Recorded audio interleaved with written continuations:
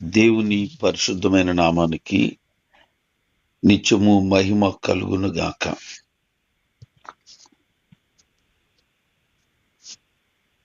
2026 జనవరి 20వ తేదీ నేటి వాక్య ధ్యానం కొరకు అపోస్తుల కార్యములు 25వ అధ్యాయం. అపోస్తులుడైన పౌలు న్యాయపీఠం ఎదుట ఉన్నాడు. ఆయనకు తీర్పు తీర్చాల్సినటువంటి పిలేక్షు స్వార్థపూరితమైన మనసు కలిగిన వాడై, ధనం మీద ఆలోచన కలిగి ఏదైనా సొమ్ము లభిస్తుందేమోనని చాలా ప్రయత్నం చేసి 2 సంవత్సరాలు ఆగి, ఇక పౌలు ఇంతకీ అంతకీ ₹1 కూడా ఇవ్వకపోవడంతో అతన్ని వదిలిపెట్టేసి వేరొక ప్రాంతానికి బదిలీ అయ్యి వెళ్ళిపోయాడు. ఆ తర్వాత పేస్తు అనేటువంటి వ్యక్తి రాజుగా, ఆ ప్రాంతానికి నాయకుడిగా రావడం జరిగింది. దేవుడు ఎవరి కొరకు ఏమి ఎప్పుడు సిద్ధపరుస్తారో, ఎవరి ద్వారా దేవుడు ఏ కార్యాన్ని జరిగిస్తాడో మనం ఎప్పుడూ చెప్పలేం. మన జీవితంలో జరుగుతున్న ప్రతి సంగతి, ప్రతి సందర్భం మనకు మేలుకై జరుగుతుంది అని నమ్మితే నిజంగానే ఘనమైన కార్యాలు మన జీవితాల్లో చూడగలుగుతాం. ఈ యొక్క అపోస్తల కార్యములలో రాయబడినటువంటి ఈ పేస్తు అనేటువంటి వ్యక్తి గురించి పెద్ద విషయాలేమీ రాయబడకపోయినా, క్రీస్తు శకం 60లో యోదయకు అధిపతి అయ్యాడని, 2 సంవత్సరాల కంటే తక్కువ కాలం ఏలిన తర్వాత ఇతను చనిపోయాడని చరిత్ర చెప్తా ఉంది. ఇతను సేజ్ర నుండి యెరూషలేముకు వెళ్ళాడు. అక్కడ ప్రధాన యాజకుడైనటువంటి యూదుల్లో ముఖ్యులు పౌలు మీద తాము తెచ్చిన ఫిర్యాదు విషయమై అతనికి తెలియజేసి, పౌల్ని యెరూషలేముకు పంపించాలని చాలా ఆలోచన చేసి మాట్లాడారు. అయితే ఈ పేస్తు ఏం చేశాడంటే, ఆలోచన చేసి ఇతన్ని అక్కడ పంపించడం ఎందుకు, ఇక్కడే నేను తీర్పు తీరుస్తానని ఆలోచన చేసి, ఆల్రెడీ కావలిలో ఉన్నాడు, అతను నేను తీర్పు తీరుస్తాను అని చెప్పాడు. ఎందుకు వాళ్ళు యెరూషలేముకు పంపించాలని సేజ్ర కోరాడు అని అంటే, పౌల్ని దారిలోనే చంపేయాలనే ప్లాను. చూడండి, ఎవరిని అన్యాయం చేయలేదు, ఏ కుటుంబాన్ని పాడు చేయలేదు, ఎవరిని మోసం చేయలేదు, ఎవరిని దోచుకోలేదు, ఎవరి పట్ల అమర్యాదగా కూడా ప్రవర్తించలేదు. పౌలు గారు చేసిన నేరం ఏంటి అనంటే ఏమీ లేదు. క్రీస్తుని ప్రకటించడమే యూదులకు నచ్చనిది.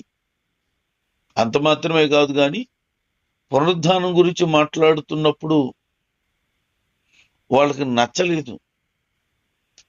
అంటే సత్యాన్ని అంగీకరించలేని వారు అప్పటికీ ఇప్పటికీ ఎప్పటికీ ఉంటారు. వీళ్ళు ఎందుకు వాళ్ళకి ద్వేషం, ఎందుకు వాళ్ళకి అలాంటి ఉద్రేకమైనటువంటి మనసు కలిగి ఉన్నారు? సత్యాన్ని అంగీకరించకే. మొన్నొకడు అంటాడు, ఒక పాస్టర్ గారి గురించి, వాడిని చంపకుండా నేను ఉండనంటున్నాడు. ఎందుకు చంపకుండా ఉండలేవు? ఎందుకు అంత ఆవేశం ఏంటి? మా దేవతలను, మా దేవుళ్ళను తిడుతున్నాడు వాడు. వాళ్ళ గురించి వేరేగా మాట్లాడుతున్నాడు అంటున్నాడు. వాళ్ళ దేవతలు దేవుళ్ళ గురించి ఎవరు తిట్టట్లేదు. వాళ్ళు క్రీస్తు ప్రభు వారిని మరియమ్మని అసభ్యకరమైనటువంటి పదజాలాలతో మాట్లాడుతూ ఉంటుండగా మీరు మా దేవుణ్ణి అంటున్నారు, అసలు మీ దేవతలు మీ దేవుళ్ళు అనబడిన వారి యొక్క చరిత్ర మీకు తెలియదు అని వాళ్ళ దేవతల గురించి వాళ్ళ దేవుళ్ళ గురించి చరిత్రలు తెలియజేశాడు. వాళ్ళు పుస్తకంలో ఉన్నాయే చెప్పాడు. చెప్తే వాళ్ళకి నచ్చలేదు. లోకంలో సాగుతుంది, ఉన్నది చెబితే ఉలికెక్కువ అని. వాళ్ళకి ఇప్పుడు కళ్ళు తెరుచుకుంటున్నాయి, మబ్బులిడిపోతున్నాయి వాళ్ళకి. ఎందుకు క్రైస్తవుల మీద పడుతున్నారు వాళ్ళు? సత్యాన్ని అంగీకరించలేక, వాస్తవాన్ని ఒప్పుకోలేకపోతున్నారు, జీర్ణించుకోలేకపోతున్నారు. ఒకవేళ వాళ్ళకి నచ్చకపోతే మానేయచ్చుగా, అంగీకరించకపోతే మౌనంగా ఉండొచ్చు కదా. ఎందుకు ఆవేశపూరితమైన మాటలు? ఆది నుండి అపవాది ఏదో విధంగా దేవుని పిల్లలను నాశనం చేయాలని, దేవుని పనిని పాడు చేయాలని వాడు కంకణం కట్టుకుని నేటికి వాడు విస్తృతంగా పనిచేస్తూనే ఉన్నాడు. విస్తృతంగా పనిచేస్తున్నాడు. కానీ ఏ రోజు ఆయన పని ఆగలేదు. ఎవడు ఆయన పనిని ఆపలేడు. ఆయన అపవాది తలని చితకు తొక్కితే వాడు తోకతోనే బ్రతుకుతున్నాడు. ఇప్పుడు వాడు కోరలను పీకితే ఏం చేయలేక, విషం కక్కలేక దిగమింగి జాస్తున్నాడు. వాడు మరణపు ముళ్ళను విడిచి మరణాన్ని నశింపజేసిన జైశాలి యేసుక్రీస్తు ప్రభువారు. ఆయనకు ఎదురు లేదు, ఎన్నడూ కూడా ఎదురు రాలేడు. ఆయనకి ఎవరు అడ్డు లేరు. ఎవరైనా అడ్డొస్తే వారు ఆయన దారిలో ఉండలేరు కూడాను. ఆయన సమాధానమును కోరుతున్నాడు గనక, ప్రజలు సత్యాన్ని తెలుసుకోవాలని ఆశపడుతున్నారు గనక వారిని క్షమించి విడిచిపెడుతున్నాడు అంతే. ఆయనకు కోపం నిమిషమే ఉంటదట. ఆ నిమిష కోపానికి ఏదైనా ఎవరైనా ఎలాగైనా అయిపోతారు. కానీ ఆయన మౌనంగా ఉంటాడు సుమా. ఆయన మౌనంగా ఉంటే జనాలకి అర్థం కావటం లేదు. చేతకానోళ్ళలాగా రకరకాలైనటువంటి మాటలు మాట్లాడుతున్నాడు. మౌనంగా చూస్తున్నాడు. ప్రతి వానికి వాని క్రియలు చొప్పున ప్రతి ఫలము ఉన్నదని ఆయనకి తెలుసు. ప్రతి వారికి ఎప్పుడు ఏమి ఎలాగ వడ్డించాలో ఆయనకి బాగా తెలుసు. మనం ఏమి ఎవరిని చూసి కంగారు పడొద్దు. బైబిల్ చెప్తున్న మాట ఏంటో తెలుసా? దుర్జనులను చూసి నువ్వు వ్యసన పడొద్దు, కంగారు పడిపోకు. ఎందుకు ఆవేశపడిపోతావు ఇలాగలాగలని? మౌనంగా ఉండు. తగిన కాలంలో తగిన కార్యాలు ఆయన చక్కగా ఎవరికి ఏమి అందించాలో అన్నీ అందిస్తాడు. మౌనం ఉండడమే. ఈ పేస్తు అనేటువంటి వ్యక్తి తీర్పు తీర్చడానికి సిద్ధపడి అతని గురించి మాట్లాడాలని పదవిలోనికి వచ్చిన 3వ దినాన్ని అతని గురించి ఎవరెవరు ఏమేమి చెప్పాలనుకున్నారో రమ్మని చెప్పాడు. యెరూషలేము నుంచి కొంతమంది యూదులు పౌలుకి వ్యతిరేకంగా నిలబడి తీవ్రమైనటువంటి నేరాలు మోపుతూ ఉన్నారు. అయినా సరే వాటిని రుజువు చేయలేకపోయారు. కారణం ఏంటంటే పౌలు తప్పు ఏం చేయలేదు అక్కడ. పౌలు అంటున్నారు, యూదులు ధర్మశాస్త్రానికి గాని దేవాలయానికి గాని రాజుగారికి గాని వ్యతిరేకంగా నేను ఏ తప్పు చేయలేదు.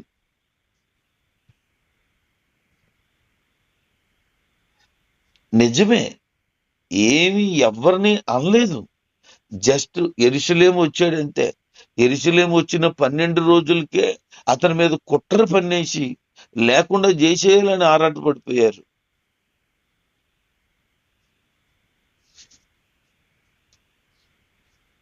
అబద్ధానికి అసత్యానికి ప్రజలు ఎప్పుడూ సపోర్ట్ చేస్తారు.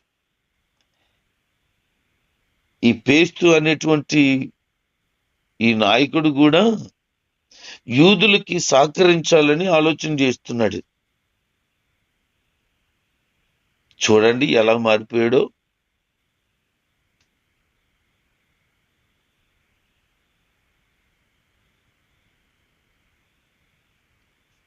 మనుషులు వారి స్వభావాలు,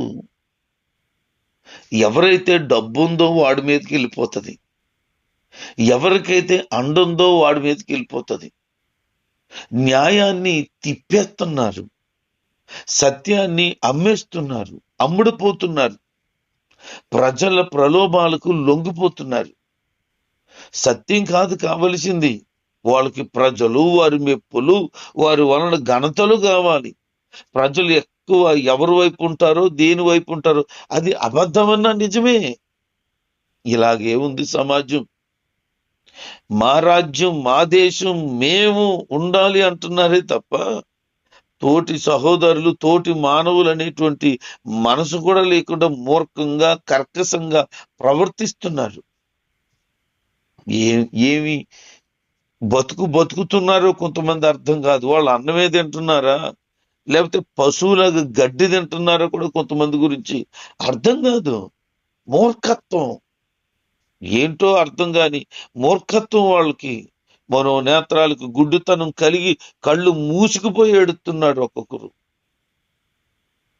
నాయకుడు పరిపాలన యథార్థంగా ఉండాలి, ప్రజలందరికీ న్యాయం తీర్చాలి.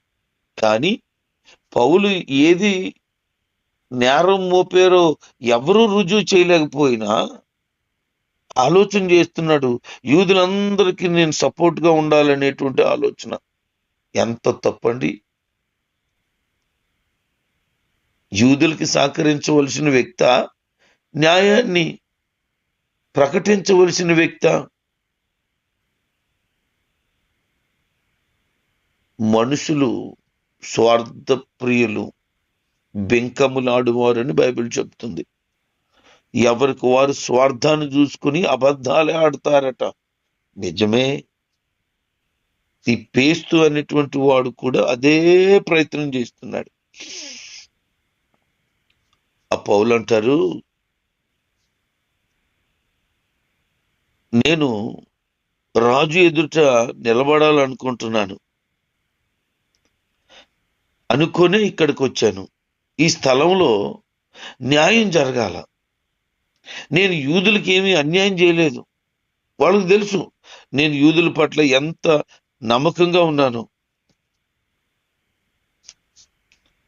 మరి మీరు నా కొరకు తీర్పు తీర్చవలసింది బదులుగా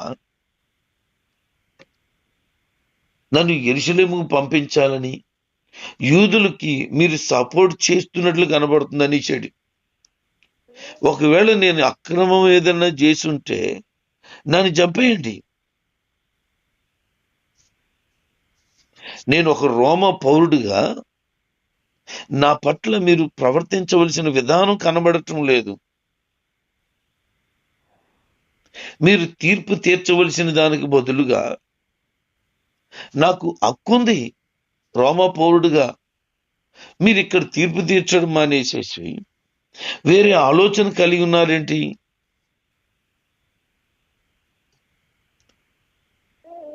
పేస్తు న్యాయాన్ని చెప్పడు అని పౌలు అర్థం చేసుకున్నాడు. యూదులకు సంతోషం కలిగించాలనే ప్రయత్నాలు చేస్తున్నాడని కూడా గమనించాడు. పైగా అంటాడు, రోమాకి పంపుతున్నట్లు మాట్లాడుతున్నాడు. మరి ఇతనేం చేస్తాడు? రోమా చక్రవర్తి దగ్గరికి, ప్రధాన చక్రవర్తి దగ్గరికి పంపించేస్తే ఇతను న్యాయం తీర్చడానికి ఇతనికి నొప్పి ఏంటి అంటే, యూదులు సంతోషించాలి కదా, యూదులు పరిపాలన చేస్తున్నాడే కనుక ఇంకా వాళ్ళందరూ సంతోషించడానికి నేను ఏమైనా చేసేస్తానని యేసుక్రీస్తు ప్రభు వారిని పిలాతు ముందు నిలబెట్టినప్పుడు పిలాతు చేసిన పని ఏంటో తెలుసా? యూదులు సంతోషించాలని, యూదులు సంతోషం నిమిత్తం యేసు ప్రభు వారిని కొరడాలకు అప్పగించాడు. యూదులు సంతోషిస్తారని ఆయనను సిలువకు అప్పగించాడు, యూదుల సంతోషం కొరకు. అంటే ఇతర ప్రజలు, జనాలు ఎక్కడ ఎక్కువగా ఉంటారో వారు సంతోషించాలని ఎవరు ఎలాగైనా చేసేస్తారా? చేసేయడానికి ప్రయత్నం చేశారు.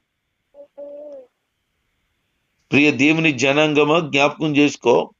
నీ పక్షాన్ని ఎవరు లేరేమో, నీ పక్షాన్ని ఎవరు వ్యాజ్యమాడడానికి లేవేరేమో, ఒంటరిగానే ఉన్నావేమో. కానీ ప్రభు చెప్తున్నాడు, నేను ఒంటరిగా కాను, నేను ఒంటరిని ఎప్పటికీ ఉండను, ఎందుకంటే ప్రభు నాతో ఉన్నాడు అని అంటాడు ఆయన. కనుక ఆయన నమ్మిన ఆయన బిడ్డలను కూడా ఎప్పుడు ఆయన ఒంటరిగా విడిచిపెట్టడు.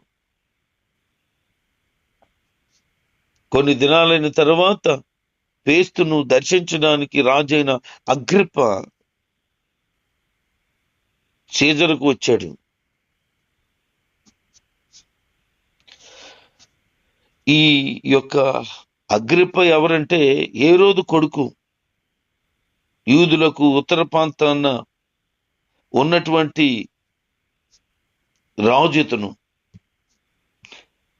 అతడు చాలా దినాలు అక్కడుండి ఫేస్తు పౌలు సంగతి చెప్పాడు. అయ్యా, పరిస్థితి ఎలా ఉంది, ఇక్కడ పౌలు అనే వ్యక్తి ఉన్నాడు అని చెప్పి అతని గురించి వివరించి మాట్లాడుతున్నప్పుడు అతని గురించి నేను ఇతన్ని శిక్షించాలని ఆలోచన చేశానే గాని ప్రధాన యాజకులు, యూదుల పెద్దలు అతడి విషయమై మాట్లాడినప్పుడు నేనేం శిక్ష వేయాలో నాకు అర్థం కాలేదు. వాళ్ళేమో ఇతన్ని చంపేయాలని, శిక్ష వేయాలని కోరుతున్నారు. నేను జవాబు ఏం చేయాలో అర్థం కాక అలాగే ఉంచేశాను. అతను ప్రస్తుతం ఖైదీలోనే ఉన్నాడు. మీ ఎదుటే మాట్లాడాలని అనుకుంటున్నాడు. మరి మీరు ఏం చేయాలనుకుంటున్నారో ఒకసారి ఆలోచన చేయండి అని చెప్పి అతనికి అప్పగించేశాడు. అతను ఏమి ఆలోచన చేయలేదు. వెంటనే మరుసటి రోజే న్యాయపీఠంకి సిద్ధం చేసి తీర్పు కోసమై వచ్చేశాడు. నేరం మోపిన వాళ్ళేమో నిలబడి ఏవో నేరాలు మోపారు. అయితే అంటాడు, వారి మతం గురించి, వారు చనిపోయిన వారు బ్రతుకుతారు అనే విషయం గురించి, వారిలో ఉన్నటువంటి ఒక వ్యక్తి అనగా క్రీస్తు, ఆయన గురించి ప్రకటిస్తుంటుండగా ఇది పెద్ద విషయమేమీ కాదే. ఇలాంటి విషయాలు నాకేదో వాళ్ళు కావాలనే గందరగోళం చేస్తున్నట్లు అనిపిస్తుంది. అంటే రాజుగారికి కూడా అర్థమైపోయింది, వీళ్ళు ఏదో చేస్తున్నారు, గలిబిలి చేస్తూ అతను చంపాలని ప్రయత్నం చేస్తున్నారు అని. అందుకే చక్రవర్తి దగ్గరకు రావడానికి అతను కావల్లో ఉంచమని కోరాడు. ఆ విషయాలన్నీ గమనించాడు అగ్రిప్ప.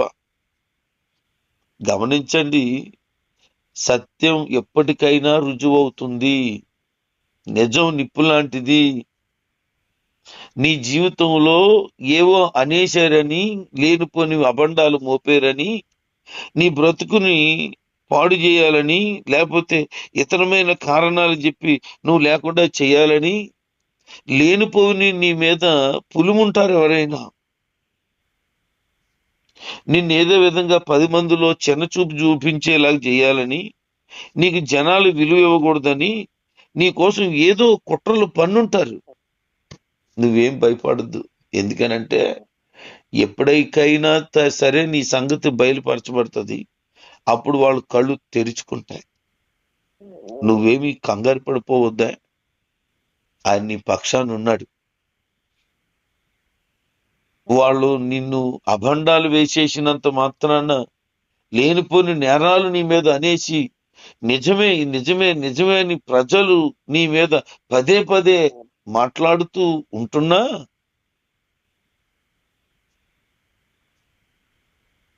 నీరు పల్లమెరుగును, నిజము దేవుడెరుగును అన్నారు. నిజమే, నీరు గనక ఒక దగ్గర పడితే పల్లం ఎక్కడుందో అక్కడికి పోతుంది. నిజం ఖచ్చితంగా దేవుడికి తెలుసు.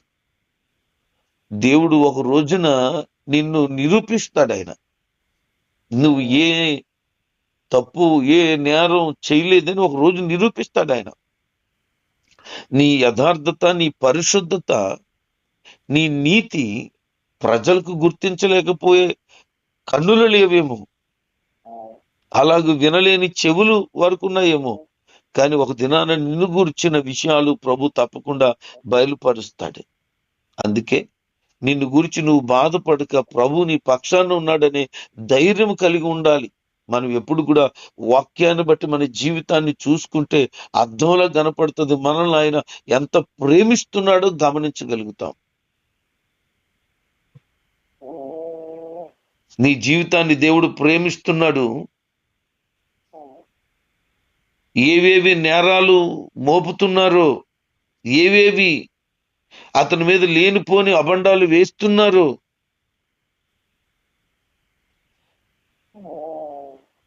అవన్నీ కూడా ఒకరోజు రుజువు అవుతాయి. తప్పకుండా దేవుడు నీ పక్షాన కార్యం చేస్తాడు. అదే పౌలు గారి గురించి ప్రభువు బయలుపరుస్తున్న సంగతులు. ఏదో విధంగా నేరాలు మోపి శిక్ష విధించాలని చూసినప్పుడు ఇది కరెక్ట్ కాదు, అతని గురించి సరైన తీర్పు తీర్చాలనే నిర్ణయంతో ఉన్నాడు అగ్రిప్ప. అతనితో మాట్లాడాలని, అతని విషయాలు పూర్తిగా తెలుసుకొని అప్పుడు తెలియపరచాలనుకుంటున్నాడు. దేవుడు కూడా ఒక దినాన్ని నిన్ను గురించిన పూర్తిగా ప్రజలకు తెలియచేస్తాడు. అప్పుడు ప్రజలు నిన్ను గుర్తిస్తారు. అప్పుడు వరకు మౌనంగా ఉండి దేవునికి విధేయతతో సాగిపోగలిగితే దేవుడే ఒక దినాన్న నిన్ను అందరిలో పైన పెడతాడు. నీ పట్ల దేవుడు ఘనమైన కార్యాన్ని తప్పక జరిగిస్తాడు.